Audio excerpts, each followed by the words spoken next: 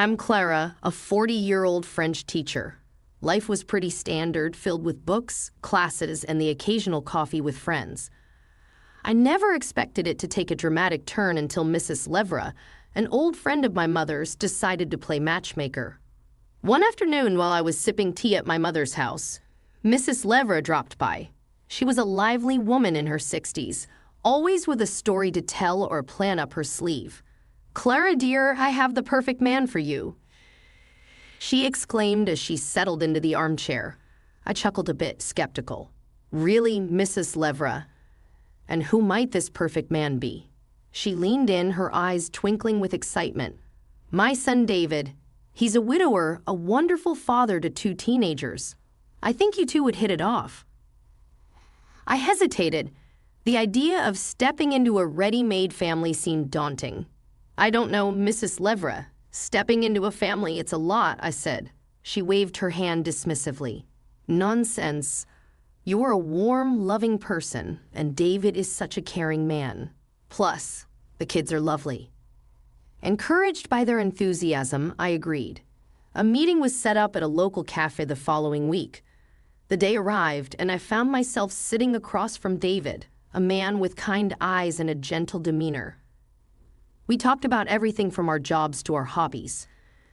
He was a civil engineer who loved hiking, while I shared stories about my teaching and my love for French literature. "Your mom tells me you're a fantastic teacher," David said, smiling warmly. I blushed slightly. "Well, I love my job. Teaching French is my passion. And your mom mentioned you're quite the hiker." He laughed. "Yeah, when I get the chance. But with Sophie and Max, my free time is usually spent on more family-oriented activities." The way he spoke about his children, Sophie and Max, was endearing. They were 14 and 12, stepping into the challenging teenage years. We all have our hands full with teenagers, don't we?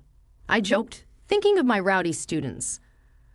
By the time we finished our coffees, I felt a connection with David, a sense of understanding and mutual respect. We agreed to meet again, and I found myself looking forward to it.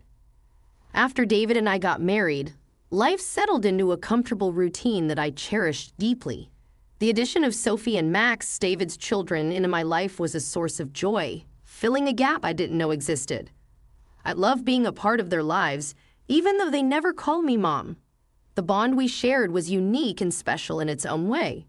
One lazy Sunday afternoon, I found myself in the kitchen baking cookies with Sophie. The air was filled with the sweet aroma of chocolate and vanilla. "Clara, do you think these cookies will turn out okay?" Sophie asked, a hint of doubt in her voice as she mixed the dough. I smiled at her. "You're doing great, Sophie. Baking is like learning a new language. It takes a little practice, but you'll get the hang of it." Sophie beamed, her confidence boosted. "Thanks, Clara. It's fun baking with you." Just then, Max bounded into the kitchen, his energy almost palpable. "What's cooking, ladies?" "It smells awesome. We're making cookies. Want to help us with the decorations, leader?" I asked, knowing his creative flair would add a fun element to our baking. Max nodded enthusiastically. "Sure, I'll make them look super cool." The afternoon passed with laughter and light-hearted banter. It was moments like these that made our house a home. Later that evening, as we sat down for dinner, the conversation turned to our plans for the upcoming holiday. "How about we go hiking this year? There are some great trails not far from here," David suggested, his eyes gleaming with excitement. Sophie seemed intrigued. "Can we camp overnight? I've always wanted to try that." Max chimed in, "Yeah, and maybe do some fishing too." I watched the animated discussion, feeling a warm sense of belonging. "That sounds like a great idea. A little adventure for the family," I added. David reached across the table, giving my hand a gentle squeeze. "Thanks for being so open to this, Clara. I know outdoor stuff isn't really your thing." I laughed. "Well, I might not be the outdoorsy type, but I'm definitely up for new experiences, especially with you all." The dinner continued with plans and ideas being tossed around, each of us contributing to the holiday itinerary. It was a simple meal, but the warmth and love that filled the room made it memorable. That night, as David and I cleaned up the kitchen, He turned to me, his expression soft. "Clara, I just want to say you've been amazing with the kids. They've really opened up to you." I leaned against the counter, a contented sigh escaping my lips. "I love them, David. They're great kids, and I just want to be there for them in whatever way they need." He wrapped his arms around me, pulling me close. In that embrace, I felt the strength of our family bond grown over shared experiences, mutual respect, and love. I went to bed that night feeling grateful and fulfilled. Shortly after our wedding, David's mother, Mrs. Levra, suffered a stroke that left her paralyzed. In the blink of an eye, our lives changed drastically. I took on the responsibility of caring for her, balancing this new role with my job as a French teacher and managing household chores. These were challenging times, but I found solace in providing comfort to someone who had welcomed me with open arms into their family. Years passed, and Mrs. Levra's health continued to decline. Then, one fateful morning, she passed away. The loss hit me harder than I expected. She had become like a second mother to me. The day after her passing, the house was quiet, an eerie calm that felt unnatural. I was in the kitchen, lost in my thoughts, when David and the kids came in. Their expressions were solemn, but there was a strange undercurrent of anticipation in their voices. "Mom's lawyer will be here this afternoon to discuss the will," David said, pouring himself a cup of coffee. Sophie chimed in, her tone surprisingly light. "I wonder what Grandma left for us. She always said she had some savings aside." I was taken aback by their conversation. Shouldn't we be focusing on arranging a proper service for her? She was a big part of this family, David. David shrugged. "We'll take care of that, but there's no harm in looking ahead, Clara. Mom would have wanted us to." As the day progressed, their excitement over the inheritance became more apparent. It was as though Mrs. Levra's passing was merely a pathway to financial gain. I couldn't help but feel disturbed by this blatant display of greed. That evening, after the lawyer's visit, David and the kids gathered in the living room, eagerly discussing the inheritance. I stood at the doorway listening to them. "So we're getting a good amount then?" Max asked, his eyes gleaming. David nodded. "Yes, enough to make some significant changes around here." Sophie's laughter filled the room. "Finally, I can get that new laptop I wanted." I stepped into the room, unable to contain my disappointment. "Is this really what's important right now? Your mother just passed away, David." He looked at me, his expression cold. "Clara, you wouldn't understand. This is family stuff." I felt a sting at his words. "I cared for your mother for years, David. How can you say I wouldn't understand?" He scoffed, turning away. "Just because you looked after her doesn't mean you're entitled to anything.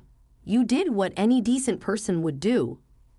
In the weeks that followed, David and the kids became increasingly distant and dismissive. Their attitude towards me changed from indifference to outright rudeness. David's remarks became more cutting, and the children, following his lead, treated me with a lack of respect that I had never experienced before. One evening, as I was setting the dinner table, David walked in, his face stern. "Clara, you need to step up your game around here. The house has been a mess lately." I looked around, bewildered. The house was as tidy as it always was. "I've been doing my best, David. I don't understand what's changed."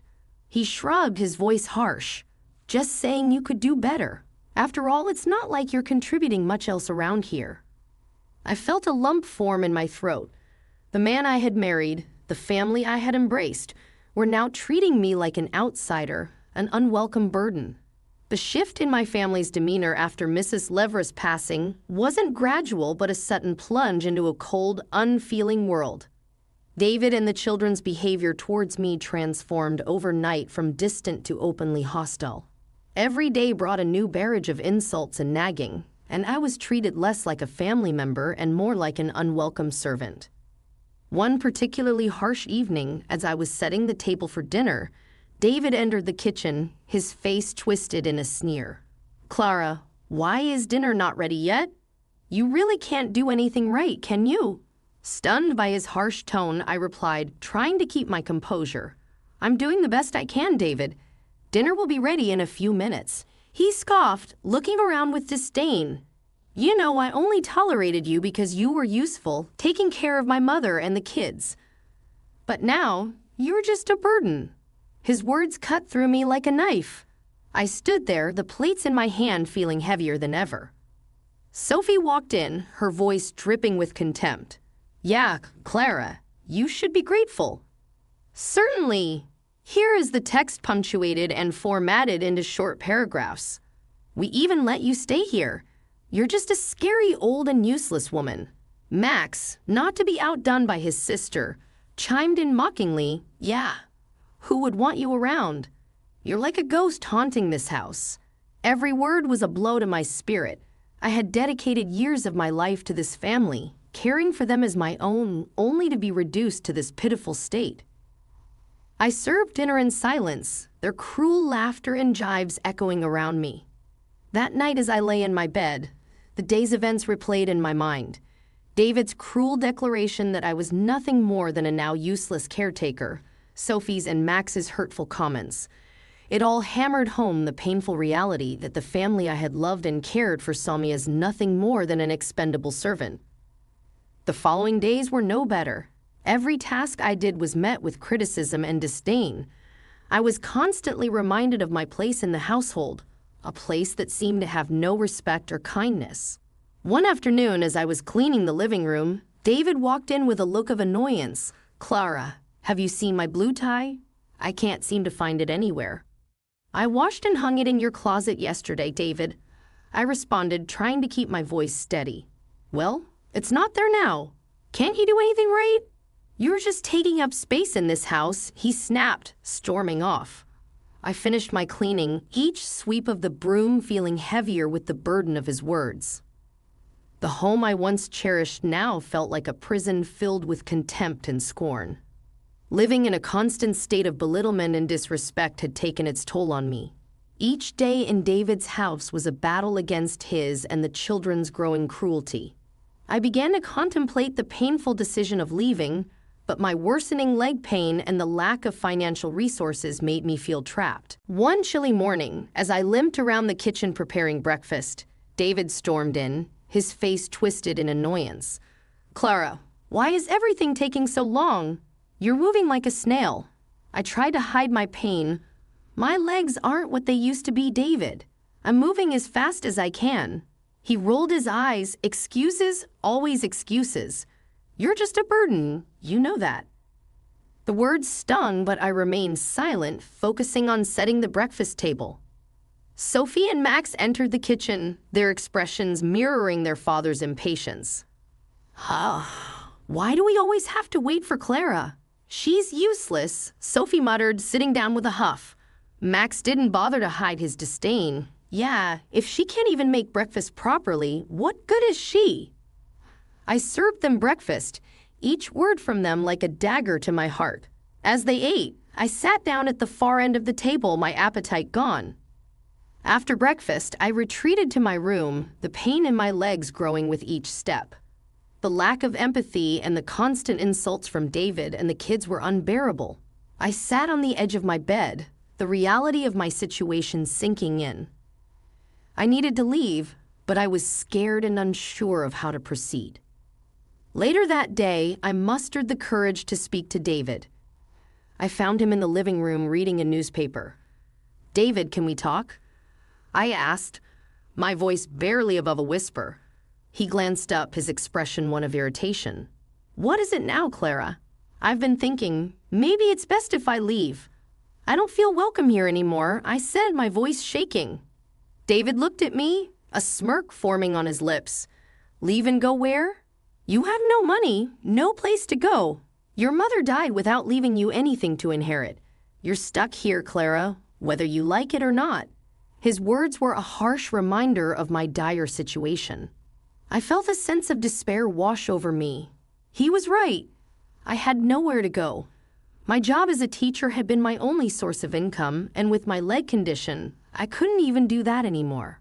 I had to resign from school. It was a better, but the only right decision. The following days were a blur of household chores, nagging, and insults. David and the kids treated me with utter disregard, their words and actions reinforcing the painful truth that I was no longer a part of this family, but a mere inconvenience to them. As I struggled with my pain and loneliness, I began to secretly plan my escape. I started saving whatever little money I could, hiding it away for the day I could finally leave. The thought of freedom, of being away from the constant belittling and disrespect, was the only thing that kept me going. One afternoon, while David and the kids were out, I sat at my old laptop, nursing my aching legs, browsing aimlessly. I discovered a website for online tutoring. A thought struck me. Could I leverage my skills as a French teacher in a new virtual setting? Hesitant but driven by a newfound purpose, I set up a profile on the site. Experienced French teacher available for online lessons. I typed, my heart racing with both nervousness and excitement. The next few days were a whirlwind. To my amazement, requests for lessons began to pour in. My afternoons, once filled with loneliness and despair, were now occupied with teaching eager students from around the world. One day, as I finished a lesson, Sophie walked in, her eyes narrowing at the sight of the laptop. "What are you doing?" she asked suspiciously. "I'm teaching French online.